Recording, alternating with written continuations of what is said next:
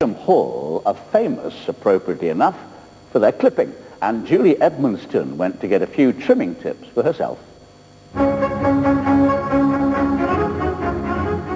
How many trees are there, David? I think about 150. Pretty old.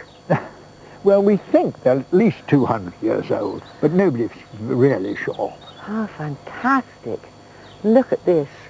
And the AA? Yes, that's Amos Alexander, who was the head forester in my grandfather's time. He was instructed by my grandfather to trim out all the trees, and no two adjacent trees were to be similar. Really? And what was this? It was obviously an avenue of some kind. What was it used for? It was the main entrance to the hall, yes. And he used to go to the station with his coach and four. This was the main entrance. And do you remember that? No. No, it's long before my time. Even older than you? Oh, yes, even older than me.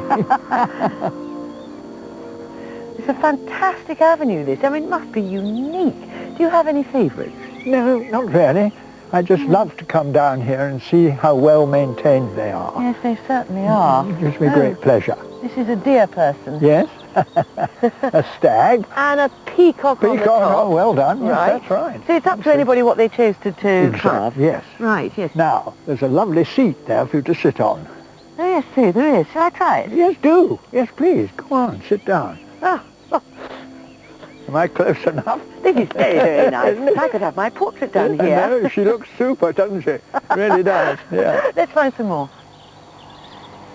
This is a particularly well-manicured one, isn't it? And that must be the bust of a woman up there. Oh, no, certainly not. My grandfather wouldn't have women on any of the trees. Don't ask me why. He just didn't.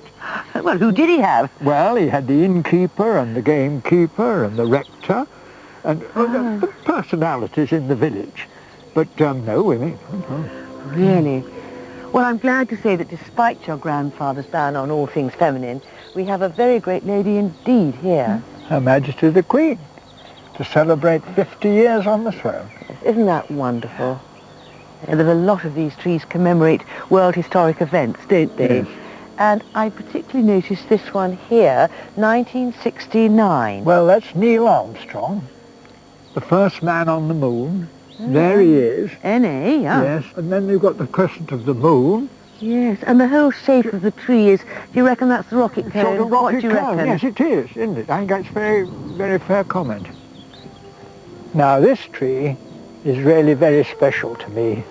Well, I can see the date 1997. Yes. What happened then? Well, you'll see RCC, Rutland County Council. We were part of Leicestershire, and in 1997 we were given county status again. And there is the horseshoe, which is the county crest.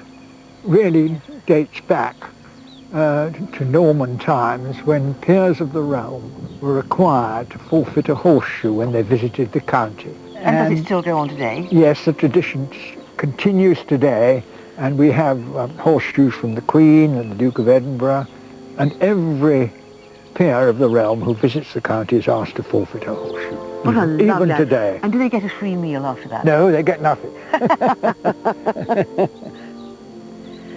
What speaks to me most here is not only the sense of peace, but quite a profound atmosphere of history. Above all, it's been such a privilege to meet you. My privilege. And I always, when I come down here, I think how lucky I am to be able to do that and meet so many nice people who have the freedom to walk up and down here. Still to come on Castle in the Country, James Martin produces a...